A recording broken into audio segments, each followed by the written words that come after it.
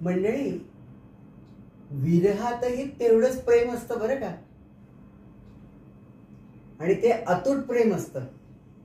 प्रियकर जवळ नसला ना की ते जास्त जाणवतं.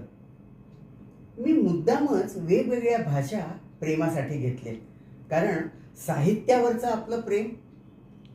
गुजरातीत राधा श्यामला म्हणते, तारा विना श्याम मने एक लडू लागे, रास रमवाने वेला आवजो.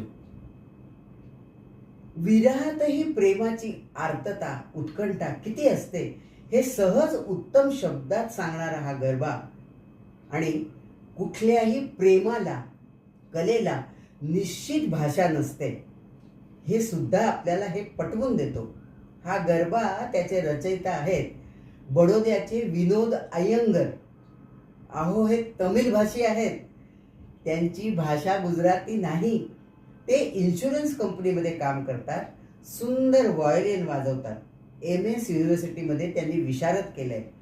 त्यांना त्यांच्या आवडत्या अहिर भैरव रागावर गरब्याची धून लिहिण्याचा विचार आला आणि त्यांनी हा गरबा लिहिला. 1980 मध्ये अतुल पुरोहित यांनी हा गरबा म्हटला आणि मग हा गरबा अतिशय लोकप्रिय झाला. म्हणून परत मला सांगावंसं वाटतं, विरहातही तेवढंच प्रेम असतं.